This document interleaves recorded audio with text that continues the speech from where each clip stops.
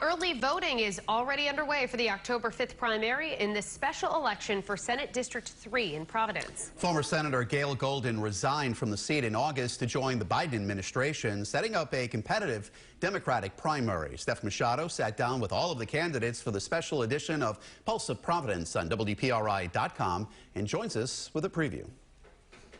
Senate District 3 on the east side hasn't had a Democratic primary since 2014, and now there are 5 candidates racing to the finish line of this hotly contested race with a compressed timeline.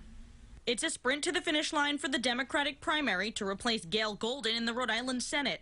I sat down with all 5 candidates for the primary. We need bold, swift action to make sure that we have affordable housing for all Rhode Islanders. Brett Jacob, who got the party endorsement and is currently the Director of Research and Development for Mayor Jorge Elorza and the city's LGBTQIA+ liaison. Public safety, education, and also climate. Hillary Levy-Friedman has raised the most money in the race so far. She's the former president of the Rhode Island chapter of the National Organization for Women and is endorsed by the Rhode Island AFL-CIO. I think the biggest issue that District 3 is facing is climate change.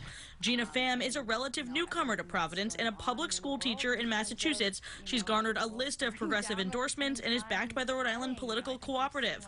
The Providence public schools have collapsed. Ray Rickman has lived in the district for more than 40 years and was a state rep in the 80s, now running an educational nonprofit. The first priority is addressing the coronavirus. And Sam Zurier is a lawyer and the former councilman for Providence Ward 2. He's endorsed by State Rep Edie Agello, who has represented part of the East Side in the House for the past 30 years. In this special edition of Pulse of Providence, I asked the candidates where they stand on local and statewide issues ranging from Providence schools to the Superman building to whether they support Senate President Dominic Ruggiero and what sets them apart from other Democrats in the race.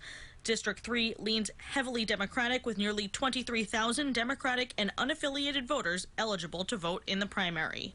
The winner of the October 5th primary will go on to face Republican Alex Cannon in November. Our interviews with the 5 primary candidates are on the Pulse of Providence page right now on WPRI.com. I'm Steph Machado, 12 News.